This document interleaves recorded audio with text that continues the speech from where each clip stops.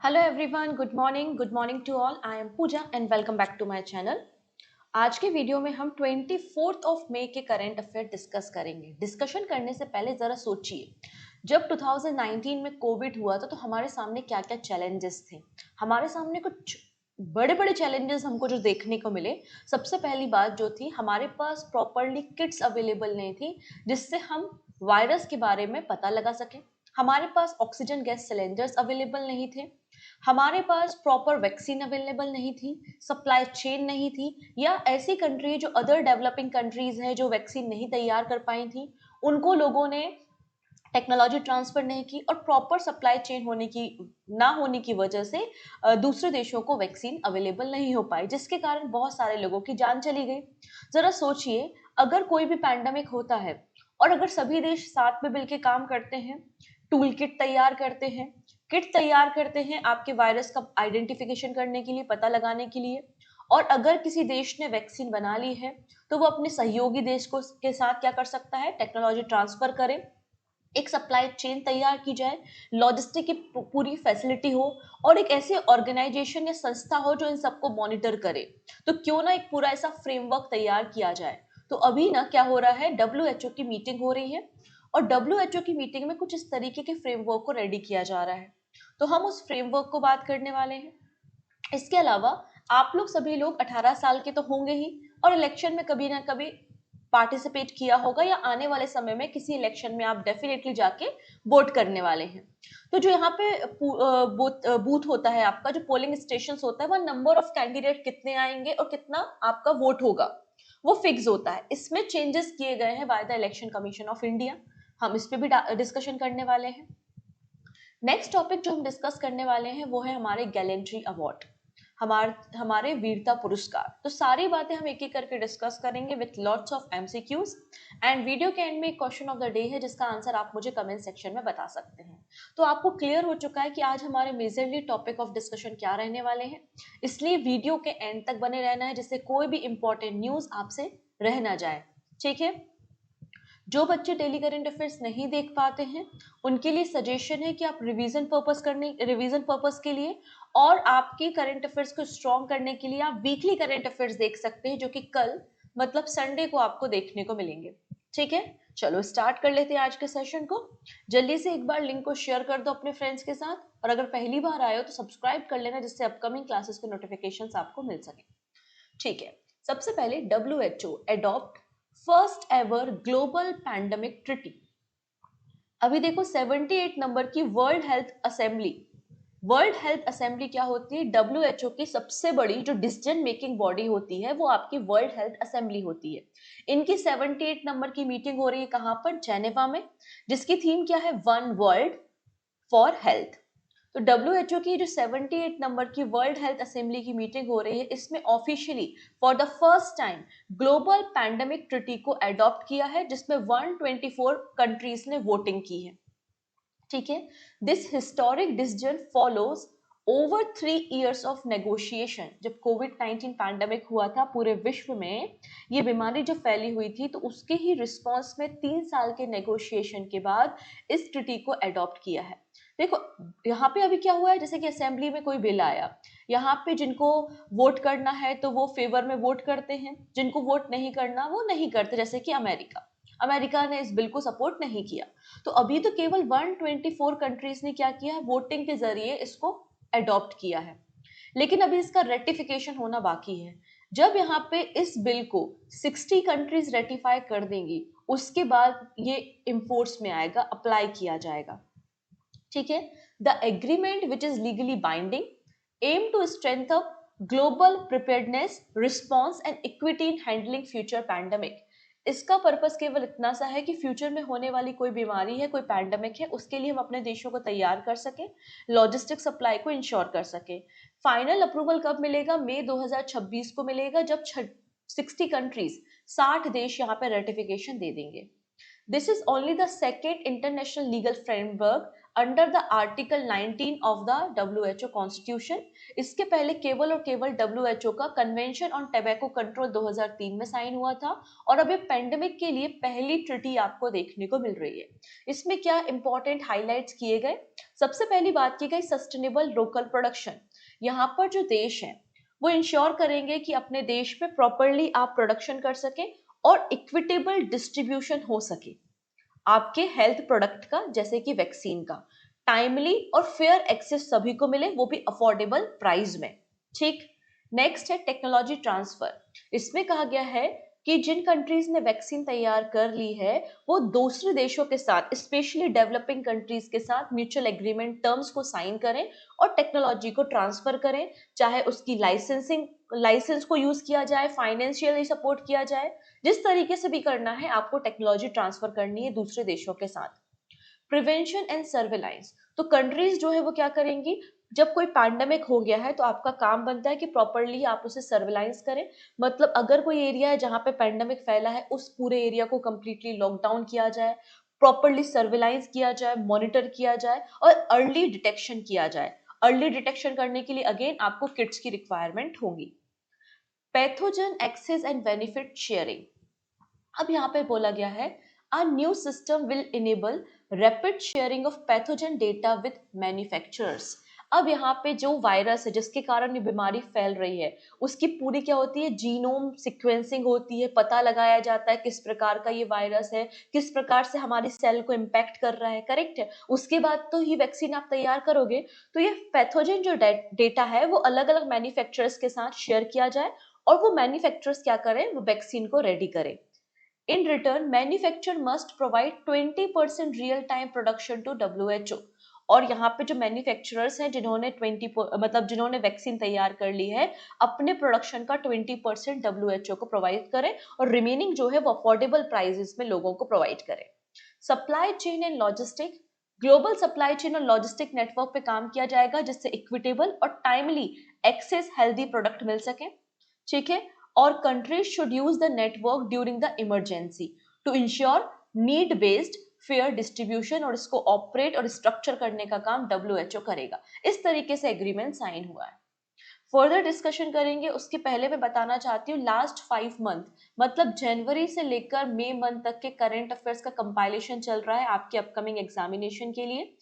इसमें मैंने 3 important videos cover करा दिए हैं। पहला जनवरी से लेकर मई मंथ तक के जितने भी जीआई प्रोडक्ट्स हैं वो आपके साथ डिस्कशन किए हैं, जितनी भी गवर्नमेंट स्कीम्स है वो भी मैंने डिस्कस की है, जितने भी इंपॉर्टेंट इंडेक्स रिलीज हुए हैं जैसे कि करप्शन परसेप्शन इंडेक्स है, यूनाइटेड नेशन डेवलपमेंट प्रोग्राम का ह्यूमन डेवलपमेंट इंडेक्स है, Henley passport index, happiness index, ये सारी बातें यहाँ पर कवर की हैं। आप इस वीडियो को देख सकते हैं प्लेलिस्ट में जाकर। ठीक है, चलो अगली कहानी समझते हैं। अब आप लोगों ने आयरन डोम टेक्नोलॉजी के बारे में जरूर सुना होगा। आयरन डोम टेक्नोलॉजी किसकी है, इजराइल की है। और ये आयरन डोम टेक्नोलॉजी क्या करती है, इजराइल को एरियल थ्रेट से प्रोटेक्ट करती है। जैसे कि मान लेते हैं ये इजराइल शहर बसा हुआ है और ये आयरन डोम टेक्नोलॉजी जितनी भी आपकी शॉर्ट रेंज मिसाइल्स आती हैं जिनको अटैक किया जाता है इजराइल में, उनको क्या करती है, टारगेट करके डिस्ट्रॉय कर देती है जिससे सिटी को कोई भी नुकसान ना पहुंचे। तो इस तरीके से आयरन डोम टेक्नोलॉजी बनाई जाती है। आयरन डोम टेक्नोलॉजी से इंस्पायर होके इसका एडवांस और एक्सपेंडेड वर्जन तैयार कर रहा है अमेरिका, जिसका नाम है गोल्डन डोम। क्या नाम है, गोल्डन डोम। गोल्डन डोम अमेरिका को एरियल थ्रेट से, आपकी क्रूज मिसाइल से, बैलिस्टिक मिसाइल से प्रोटेक्ट करेगा। इसके अलावा जो सैटेलाइट अटैक्स होते हैं उससे भी प्रोटेक्ट करने का काम अमेरिका को करेगा गोल्डन डोम। तो एक तरीके से आयरन डोम से इंस्पायर है, लेकिन आयरन डोम का एक एडवांस वर्जन आपको गोल्डन डोम देखने को मिलेगा। तो प्रेसिडेंट डोनाल्ड ट्रंप ने रिसेंटली एक नया ambitious new defence initiative launch किया है जिसका नाम है गोल्डन डोम।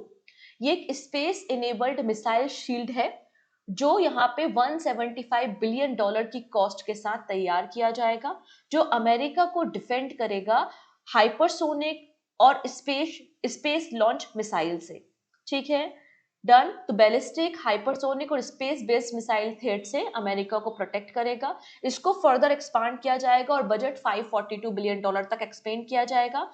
जनवरी 2029 तक एक्सपेक्टेड है कि ये तैयार हो जाएगा। यहाँ पे ट्रंप ने रिसेंटली जनरल माइकल ग्युटलिन को अपॉइंट किया है, जो कि वाइस चेयरमैन है स्पेस ऑपरेशन के, जो कि इस पूरे ऑपरेशन को गोल्डन डोम टेक्नोलॉजी में काम करने वाले हैं। नेक्स्ट बात करेंगे, प्रेसिडेंट द्रौपदी मुर्मू ने रिसेंटली 39 गैलेंट्री अवार्ड डिस्ट्रीब्यूट किए हैं फॉर ब्रेवरी एंड वैलोर। अब यहाँ पे देखिएगा, जो गैलेंट्री अवार्ड्स होते हैं वो दो कैटेगरी में होते हैं। एक वॉर टाइम में वीरता पुरस्कार दिया जाता है वॉर टाइम में, और दूसरा होता है आपका पीस टाइम में। दो प्रकार से आपके गैलेंट्री अवार्ड डिस्ट्रीब्यूट किए जाते हैं। वॉर टाइम में दिए जाने वाले जो वीरता पुरस्कार है वो परमवीर चक्र, महावीर चक्र और वीर चक्र होते हैं। पीस टाइम में जो गैलेंट्री अवार्ड डिस्ट्रीब्यूट किए जाते हैं वो तीन हैं, अशोक चक्र, कीर्ति चक्र और शौर्य चक्र। तो ये जो 39 अवार्ड डिस्ट्रीब्यूट किए गए हैं, गैलेंट्री अवार्ड दिए गए हैं बाय द द्रौपदी मुर्मू, ये आपके कीर्ति चक्र और शौर्य चक्र हैं। इसमें 6 आपके कीर्ति चक्र और 33 शौर्य चक्र हैं। तो 6 + 33 = 39 आपको देखने को मिल जाएगा। Indian army, Indian navy, Indian air force, Jammu and Kashmir की पुलिस, जिन्होंने एक्सेप्शनल करेज दिखाया है anti terrorism and counter insurgency operations में, उनको ये गैलेंट्री अवार्ड दिए जाएंगे। कीर्ति चक्र 6 लोगों को दिया जाएगा, जिसमें से 4 पोस्टोनिमस है और 2 लिविंग है। शौर्य चक्र 26 लिविंग और 7 पोस्टोनिमस को दिया जाएगा। अब आप 39 लोगों के नाम याद नहीं रख सकते, इसलिए आपको बिल्कुल भी कोशिश नहीं करनी है, लेकिन बहुत ज्यादा मन हो रहा है, मान ही नहीं रहा है मन, हमें तो करना ही है, हम तो लोगों के नाम पढ़ेंगे ही, तो थोड़े से नाम आप चाहो तो याद रख सकते हो। कीर्ति चक्र, जो कि second highest peace time gallantry award है, तो 2 लिविंग पर्सन को अवार्ड दिया गया है। वो कौन कौन है? मेजर मला राम गोपाल नायडू और मेजर मंजीत, इंडियन आर्मी से। और Shaurya Chakra third highest peace time gallantry award आपको देखने को मिल जाएगा। Next, election commission reduce maximum votes at polling station to 1200। अभी आपके जो पोलिंग बूथ होते हैं, जो पोलिंग स्टेशन होते हैं, जहां पर जाके हम वोटिंग में पार्टिसिपेट करते हैं, तो अभी तक 1500% एक स्टेशन पे जाके वोट कर सकते हैं। इनकी संख्या को रिड्यूस करके 1200 किया है। कितना किया है? 1200। To ensure a smooth process, voting process, Election Commission of India has reduced the maximum number of voter in the polling booth to 1200 from the present 500। तो 1500 से रिड्यूस करके कितना कर दिया है? 1200 कर दिया है। और ये जो पोलिंग बूथ है, ये हाई राइज बिल्डिंग में और रेसिडेंशियल कॉलोनीज में तैयार किए जाएंगे, जिससे वोटर्स को भी कन्वीनियंट रहे, वो वहां पे जाके वोटिंग में पार्टिसिपेट कर सके। इसके अलावा जो वोटिंग स्लिप आती है, उसमें बड़े बड़े अक्षरों में पार्टी का नाम, सीरियल नंबर आपको डिस्प्ले किया जाएगा। और इलेक्शन कमीशन ऑफ इंडिया ने कहा है, will source that data from the registrar general of India. Registrar general of India से जिन लोगों की जान चली गई, जिन लोगों की डेथ हो गई, उसका डेटा कलेक्ट किया जाएगा और वोटिंग लिस्ट को अपडेट करने का काम भी यहाँ पर किया जाएगा। नाउ बात करते हैं इलेक्शन कमीशन ऑफ इंडिया के बारे में। इलेक्शन कमीशन ऑफ इंडिया हमारे देश की एक कॉन्स्टिट्यूशनल बॉडी है। इसके बारे में जानकारी आपको हमारे कॉन्स्टिट्यूशन के आर्टिकल नंबर 324 में देखने को मिलती है। 25 जनवरी 1950 को हमारा जो कॉन्स्टिट्यूशन, मतलब इलेक्शन कमीशन ऑफ इंडिया जो है, वो अस्तित्व में आया है, जिसने एज अ कॉन्स्टिट्यूशनल बॉडी काम करना शुरू किया है। इसलिए 25 जनवरी को हम नेशनल वोटर्स डे के रूप में सेलिब्रेट करते हैं। अब यहाँ पे 1993 से जो इलेक्शन कमीशन ऑफ इंडिया है, वो 3 मेंबर बॉडी है, जिसमें एक चीफ इलेक्शन कमीशन होते हैं और 2 इलेक्शन कमीशन आपको देखने को मिल जाएंगे। ठीक है, हमारा जो हमारा इलेक्शन कमीशन ऑफ इंडिया होता है, इसका काम हमारे देश के प्रेसिडेंशियल इलेक्शंस को, वाइस प्रेसिडेंट के इलेक्शन, लोकसभा राज्यसभा के इलेक्शन, विधानसभा के इलेक्शंस को कंडक्ट कराना इसकी रिस्पॉन्सिबिलिटी होती है। इलेक्शन कमीशन ऑफ इंडिया आपको जो है वो चीफ इलेक्शन कमिश्नर कौन है? ज्ञानेश कुमार है। Election commissioner doctor Vivek Joshi और सुखबीर सिंह संधू आपको देखने को मिल जाएंगे। चलिए फर्दर डिस्कशन करेंगे हम यहाँ पर आईएनएस कौंडिल्य के बारे में। कौंडिल्य हमारे देश के एक नाविक रहे हैं, जिनके नाम पर आईएनएस कौंडिल्य का नाम रखा गया है। हम उसके बारे में बात करेंगे, लेकिन फर्दर डिस्कशन करने से पहले मैं पीडीएफ की इन्फॉर्मेशन देना चाहती हूँ। डेली करंट अफेयर्स की जो पीडीएफ है वो आपको टेलीग्राम पे अवेलेबल होगी। डिस्क्रिप्शन में लिंक है, आप टेलीग्राम ज्वाइन कर सकते हैं और पीडीएफ को फ्री ऑफ कॉस्ट डाउनलोड कर सकते हैं आपके नोट्स बनाने के लिए। इसके अलावा अगर आप लोग भी परेशान हैं करंट अफेयर्स कैसे पढ़ना है, नोट्स कैसे बनाना है, तो आपके लिए बहुत अच्छा सोल्यूशन है कि आप पूजा जैन क्लासेस एप्लीकेशन को डाउनलोड करो। वहां पर एवरी मंथ आपको 3 मैगजीन्स मिलती हैं। एक कंप्लीट आपकी मंथली करंट अफेयर्स मैगजीन होती है कैटेगरी वाइज, दूसरी होती है आपकी बैंकिंग करंट अफेयर्स मैगजीन, और थर्ड मैगजीन है 300 एमसीक्यू एंड वन लाइनर्स। आप इन तीनों मैगजीन को प्रिंटेबल फॉर्मेट में डाउनलोड कर सकते हैं पूजा जैन क्लासेस एप्लीकेशन में आपको पिछले 5 साल के पीवाईक्यूज भी मिल जाएंगे, एसएससी के अलग अलग एग्जाम में आए हुए। यहाँ पर आपको टेस्ट सीरीज भी देखने को मिल जाएंगी, यहाँ पर आपको काफी सारे पीडीएफ और मैगजीन्स देखने को मिल जाएंगी, साथ ही साथ यहाँ पर आपको हिस्ट्री का कंप्लीट कोर्स भी देखने को मिल जाएगा। ठीक है, मोर इन्फॉर्मेशन के लिए आप विजिट कर लेना। नेक्स्ट है Indian Navy induct handmade ancient stitch ship INS V कॉन्डेल। अब यहाँ पे आप लोग ने अजंता एलोरा की गुफाओं के बारे में जरूर सुना होगा, ठीक है, जो कि औरंगाबाद या फिर कह सकते हो कि संभाजी नगर में आपको महाराष्ट्र में देखने को मिल जाएंगी।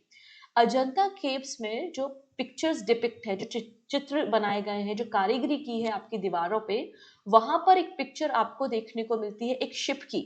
उसी शिप से इंस्पायर होके इंडियन नेवी ने भी आईएनएस कॉन्डेल को बनाया है, जो कि सिली हुई, मतलब एंशियंट पद्धति से सिली हुई शिप है, जो कि हैंडमेड स्टिच है। इसका नाम है आईएनएस कॉन्डेल और इसको करवर बेस कर्नाटका में लॉन्च किया गया है।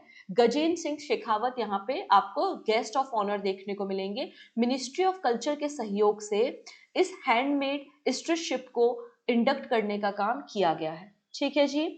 जुलाई 2023 में ministry of culture, Indian navy और होदी इनोवेटिव्स के बीच में एग्रीमेंट साइन हुआ था और इन तीनों ने मिलकर इस शिप को रेडी करने का काम किया है, जिसमें traditional method of ship building का इस्तेमाल किया गया है। मिनिस्ट्री ऑफ कल्चर का रोल क्या है? फंडिंग, जो फंडिंग की गई है वो किसने की है? मिनिस्ट्री ऑफ कल्चर ने की है। होदी इनोवेटिव का क्या काम है? इसने कंस्ट्रक्शन करने की रिस्पॉन्सिबिलिटी ली थी और गोवा शिपयार्ड की मदद से इसका कंस्ट्रक्शन किया गया है। यहाँ पे जो आर्टिस्ट है वो केरला से हैं।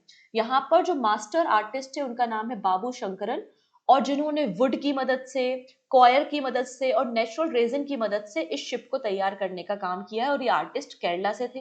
इंडियन नेवी का क्या काम था? तो इंडियन नेवी ने आईआईटी मद्रास की मदद से जो हमारी शिप्स होती हैं उनके लिए जो टेक्निकल असिस्टेंट की जरूरत होती है, कंस्ट्रक्शन करने में, डिजाइनिंग में कोई फॉल्ट तो नहीं आ रहा है, प्रॉपर्ली उसको सेल करके देखना, प्रॉपर्ली समुद्र में उतार के देखना, ये सारा काम किसने किया है? इंडियन नेवी ने किया है। और अब ये शिप गुजरात से ओमान की यात्रा अरेबियन सी की मदद से तय करने वाली है।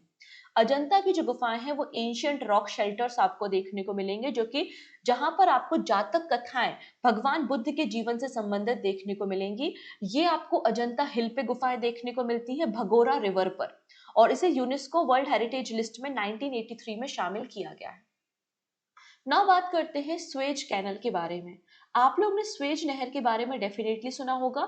हम लोग इतना पढ़ते हुए आए हैं कि जो स्वेज कैनल है ये मेडिटेरियन सी मतलब भूमध्य सागर को रेड सी मतलब लाल सागर के साथ कनेक्ट करती है। ठीक है, अभी यहाँ पे देखो, यहाँ पे लगातार क्या हो रहा था, यहाँ पर आपको होती रिबेल्स का अटैक देखने को मिल रहा था। होती रिबेल्स क्या है? जितने भी इजराइल के शिप्स थे, वेसल्स थे, कार्गोस थे, उनको अटैक करने का काम कर रहे थे। लेकिन अब अभी अमेरिका और ये जो ईरान बैक्ड होती रिबेल्स है उनके बीच में सीज फायर हुआ है। तो यहाँ पे ट्रैफिक को कंट्रोल करने के लिए और ट्रैफिक को अट्रैक्ट करने के लिए स्वेज कैनल अथॉरिटी ने डिसाइड किया है, यहाँ पे जो टोल फीस लगती है, जो शिप्स पास होती हैं उन पे जो फीस लगती है उसको 15% हम डिस्काउंट करते हैं। ठीक है, तो Suez canal offer 15% transit discount to attract ship amid Red Sea ceasefire. तो मैरीटाइम ट्रैफिक को रिवाइव करने के लिए स्वेज कैनल अथॉरिटी ने 15% डिस्काउंट दिया है टोल फी पे फॉर लार्ज कंटेनर शिप। ठीक है, क्योंकि अभी सीज फायर आपको देखने को मिलेगा अमेरिका और ईरान बैक्ड होती के बीच में। 2023 से यमन के जो होती रिबेल्स है वो लगातार क्या कर रहे हैं, जो कमर्शियल व्हीकल्स निकलते हैं उन पे अटैक करने का काम कर रहे थे। ना बात करते हैं स्वेज कैनल के बारे में, जो कि एक आर्टिफिशियल कैनल है जो कि नॉर्थ को साउथ से कनेक्ट करती है अक्रॉस द इजिप्ट। ये क्या करती है? अफ्रीका और एशिया कॉन्टिनेंट को अलग करती है और मेडिटेरियन सी और रेड सी को कनेक्ट करने का काम करती है। ये पाथवे प्रोवाइड करती है कार्गोस के लिए, नेचुरल गैसेस के लिए, ऑयल के लिए। ठीक है, स्वेज कैनल जो है वो पहली कैनल है जो डायरेक्टली लिंक कर रही थी मेडिटेरियन सी और रेड सी को। इसे 1869 में ओपन किया गया था। पहले ब्रिटिश और फ्रांस की कंपनी के द्वारा इसे ऑपरेट किया जाता था, लेकिन यहाँ पर 1956 में इसे नेशनलाइज किया गया और अब इसका कंट्रोल आपको इजिप्ट के पास देखने को मिल जाएगा। अब दो इंपॉर्टेंट बातें हम देखने वाले हैं। आरबीआई का डिविडेंड, देखिएगा डिविडेंड मतलब होता है लाभांश। कोई भी पब्लिक सेक्टर कंपनी होती है जिसमें गवर्नमेंट ऑफ इंडिया के शेयर्स हैं, ठीक है, गवर्नमेंट ऑफ इंडिया के शेयर्स है, तो वो कंपनी जिनको उनको जितना भी प्रॉफिट होता है उस प्रॉफिट का कुछ शेयर वो क्या करती है, गवर्नमेंट ऑफ इंडिया को देती है, जिसे हम डिविडेंड या लाभांश कहते हैं। तो रिजर्व बैंक ऑफ इंडिया या आरबीआई, आरबीआई भी तो गवर्नमेंट ओन है, इसमें भी गवर्नमेंट ऑफ इंडिया के शेयर हैं। मतलब अगर आरबीआई को प्रॉफिट होगा तो आरबीआई क्या करेगी, इसका डिविडेंड किसको देगी, गवर्नमेंट ऑफ इंडिया को देगी। तो रिजर्व बैंक ऑफ इंडिया ने FY25 के लिए डिविडेंड अनाउंस किया है कि कितना लाभांश हम देने वाले हैं। तो इट इज 2.68 लाख करोड़ या फिर 2 लाख या 2,68,590 करोड़ आपका जो डिविडेंड है, आरबीआई का डिविडेंड, वो गवर्नमेंट ऑफ इंडिया को दिया जाएगा। तो reserve bank of India central board of director has approved a record dividend of 2,68,000 crore to government of India for fiscal year 24-25। Recently 616 number की मीटिंग हो रही थी RBI central board of directors की, governors की, कहां पर, मुंबई महाराष्ट्र में, और यहां पर ये फैसला लिया गया है। लास्ट टाइम जो डिविडेंड शेयर किया गया था वो 2.11 लाख करोड़ रुपीस था, और इस बार आप देख सकते हैं 2.68 लाख करोड़ रुपीस का डिविडेंड आरबीआई दे रही है गवर्नमेंट ऑफ इंडिया को। इस मीटिंग को चेयर कर रहे थे आरबीआई के गवर्नर संजय मल्होत्रा, ठीक है। अब यहाँ पे अगर बात करते हैं rules for deciding the dividend to government, अब यहाँ पे किस तरीके से डिसाइड किया जाता है कि कितना लाभांश गवर्नमेंट ऑफ इंडिया को दिया जाएगा। तो गवर्नमेंट ऑफ इंडिया 100% ओनर है आरबीआई की, और end of every fiscal year RBI जो सरप्लस होता है वो सेंट्रल गवर्नमेंट को एज अ डिविडेंड ट्रांसफर करती है under the economic capital framework. Economic capital framework को 2019 में अडॉप्ट किया था। इसके लिए 2018 में बिमल जालान कमेटी बनाई गई थी, और बिमल जालान कमेटी की रिकमेंडेशन से ही इकोनॉमिक कैपिटल फ्रेमवर्क को अडॉप्ट किया गया था 2019 में, ठीक है। अभी आरबीआई ने जो इकोनॉमिक कैपिटल फ्रेमवर्क है उसको रिवाइज किया है 15 मार्च 2025 को। यहाँ पर क्या होता है, एक होता है आपका सीआरबी। सीआरबी का मतलब होता है कंटीजेंट रिस्क बफर। अब कोई भी इमरजेंसी आ जाए, जैसे कि पेंडेमिक आया था, कोविड, ऐसी कोई भी सिचुएशन आ जाए, तो आरबीआई के पास अपना कुछ पैसा होना चाहिए, कोई फंड होना चाहिए जो इमरजेंसी सिचुएशन में देश के लोगों की मदद कर सके। तो यहाँ पर इसे ही हम कंटीजेंट रिस्क बफर के नाम से जानते हैं। यहाँ पर पहले जो विमल जालान कमेटी का रिकमेंडेशन था कि आरबीआई अपने बैलेंस शीट का 5.5 से 6.5% रिजर्व रखेगी एज अ सीआरबी, लेकिन इसको रिवाइज किया है, कहा है according to the revise economic capital framework the risk provisionary under the contingent risk buffer should be maintain within a range of 7.5 to 4.5%। 7.5 से 4.5% आपको मेंटेन करना है। 616 नंबर की जो मीटिंग हुई है उसमें कहा गया है कि हम सीआरबी को 7.5 तक इंक्रीज करने का काम करेंगे। यू कैन सी पहले यहाँ पे FY19 से लेकर FY22 तक जो आपका सीआरबी था वो 5.5% मेंटेन करने की बात की गई थी, फिर धीरे धीरे इसको बढ़ाते हुए 6 से लेकर 7.5% की बात की गई है। तो FY25 में टारगेट है कि हम अपना जो सीआरबी है वो 7.5% मेंटेन करेंगे, ऐसा इस मीटिंग में डिसाइड किया गया है। बात समझ में आ रही है? चलो नेक्स्ट है, अब आरबीआई ने बताया है हमारा नेट एफडीआई, जो हमारा फॉरेन डायरेक्ट इन्वेस्टमेंट है वो डिक्लाइन हुआ है। आरबीआई ने कहा है, रिजर्व बैंक ऑफ इंडिया ने कहा है कि कंट्री का जो net FDI foreign direct investment है वो 96.5% ड्रॉप हुआ है। थोड़ा मोड़ा ड्रॉप नहीं हुआ है, 1-2%, 10% का ड्रॉप नहीं है, 96.5% का ड्रॉप आपको देखने को मिल जाएगा 2024-25 में। इसमें आरबीआई ने हमें बताया है कि देखो 2020-21 में हमारे देश में जो नेट एफडीआई था वो $44 बिलियन था, जो कि बहुत ज्यादा था। अगर आप 2023-24 के बारे में बात करते हैं तो हमारे देश में जो नेट एफडीआई था वो $10 बिलियन था, लेकिन अब 2024-25 में हमारे देश में जो नेट एफडीआई है वो $353 मिलियन या फिर $0.4 बिलियन है। तो आप देख सकते हैं कहाँ $10 बिलियन और कहाँ $0.4 बिलियन आपको नेट एफडीआई देखने को मिल रहा है। तो आरबीआई ने कहा है हमारे देश में जो नेट एफडीआई इनफ्लो है वो 96.5% तक ड्रॉप हुआ है, $10 बिलियन से ड्रॉप होकर $0.4 बिलियन आपको देखने को मिल जाएगा।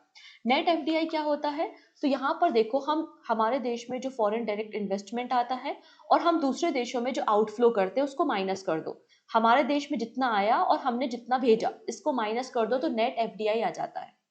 Net FDI refer to the total gross FDI inflow in the country minus the outflow of FDI from India in the fiscal year. Now बात करते हैं सबसे पहले ग्रॉस एफडीआई के बारे में। तो 2024-25 में हमारे देश में जो ग्रॉस एफडीआई है वो $81 बिलियन है। $81 बिलियन है और 13% की ग्रोथ हुई है प्रीवियस ईयर के कंपैरिजन में। तो याद रखना है ग्रॉस एफडीआई कितना है हमारे देश में, 81 बिलियन डॉलर आपको देखने को मिल जाएगा। ग्रॉस एफडीआई क्या है, जितना अलग अलग देशों से अलग अलग कंपनीज इन्वेस्टमेंट कर रही हैं भारत में, भारत की कंपनीज में, उसको हम ग्रॉस एफडीआई कहते हैं। अब सोर्स ऑफ एफडीआई क्या है, तो 60% जो ग्रॉस एफडीआई हमारे देश में आ रहा है वो मैन्युफैक्चरिंग सेगमेंट में आ रहा है, इलेक्ट्रिसिटी और अदर एनर्जी सेगमेंट में आपको देखने को मिलेगा। Top source Singapore, Mauritius, UAE, Netherland आपको देखने को मिल जाएंगे। आउटफ्लो, हमारे देश से बाहर कितना पैसा जा रहा है, $29.2 बिलियन का आपको आउटफ्लो देखने को मिल जाएगा। सिंगापुर, यूएस से यूएई में आउटफ्लो देखने को मिलेगा। ठीक है, डन। तो ये कुछ डेटा है जो आपके अपकमिंग एग्जाम्स के लिए इंपॉर्टेंट है, आपको याद रखना है। चलिए अब कुछ क्वेश्चंस को देख लेते हैं। पहला है, consider the following statement about the International Booker Prize. International Booker Prize जो है, ऐसी कोई बुक जो हिंदी में लिखी जाती है और इंग्लिश में ट्रांसलेट की जाती है उसे दिया जाता है, नहीं, अलग किसी भाषा में लिखी जाती है और इंग्लिश में ट्रांसलेट की जाती है, केवल हिंदी के लिए नहीं है। The award was share between the author and translator, बिल्कुल सही बात है। हर 2 साल में अवार्ड दिया जाता है, नहीं, 2016 से एनुअली अवार्ड डिस्ट्रीब्यूट किया जाने लगा है। तो केवल दूसरा स्टेटमेंट सही है, बाकी स्टेटमेंट गलत है। रिसेंटली इंटरनेशनल बुकर प्राइज दिया गया है हार्ट लैम्प को। With reference to the Geeta Samota, consider the following statement. Geeta Samota पहली महिला है सीएपीएफ से जिन्होंने माउंट सतोपत को, जो कि उत्तराखंड में है, इसे समिट किया था। इन्हें इंटरनेशनल वीमेंस डे अवार्ड 2023 में दिया गया था। ये पहली महिला है जिन्होंने माउंट किलिमंजारो को समिट किया है। पहला स्टेटमेंट सही है, दूसरा सही है, लेकिन तीसरा बिल्कुल सही नहीं है। Consider the following statement about the Asiatic lion census. Census हर 10 साल में होती नहीं, सेंसस हर 5 साल में होती है। 2020 में लास्ट सेंसस हुई थी, अब 2025 में सेंसस हुई है और एशियाटिक लायन की पॉपुलेशन 32% इंक्रीज हुई है। मित्याला वाइल्ड लाइफ सेंचुरी जो है, यहाँ पे पॉपुलेशन लायंस की डबल हुई है। तो पहला सही है, दूसरा सही है, लेकिन सॉरी, दूसरा और तीसरा सही है, लेकिन पहला गलत है क्योंकि हर 5 साल में सेंसस होती है। ठीक है, with reference to the India's potato production, consider the following statement. India का करेंटली जो आलू का प्रोडक्शन है वो 100 मिलियन टन है, नहीं, इंडिया का करेंटली जो आलू प्रोडक्शन है वो 60 मिलियन टन है। 2030 तक हमारा टारगेट, सॉरी 2050 तक हमारा टारगेट है कि 100 मिलियन टन करना है। तो दूसरा स्टेटमेंट सही है कि हम चाहते हैं कि वर्ल्ड का लार्जेस्ट प्रोड्यूसर पोटैटो का 2050 तक इंडिया बन जाए। ठीक है जी, नेक्स्ट है।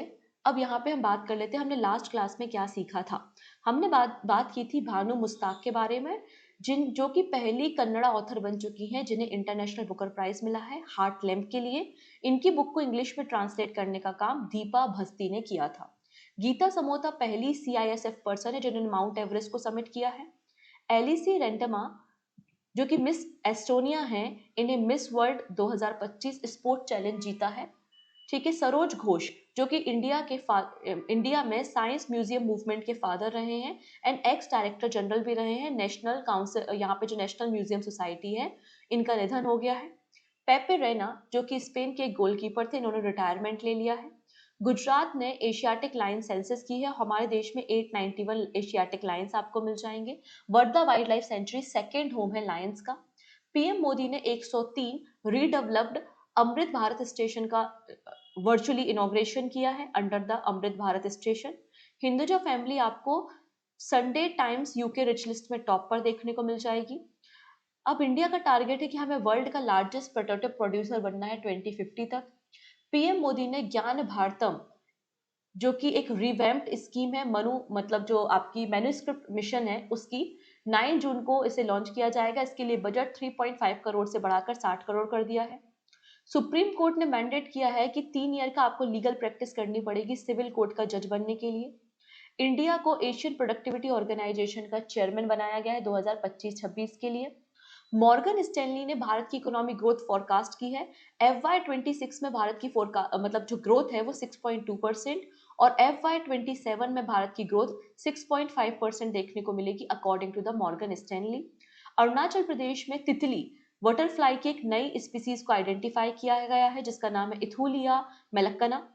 और मणिपुर में 2 सालों के बाद सुरुली लीली फेस्टिवल को ऑर्गेनाइज किया गया। This is your question of the day.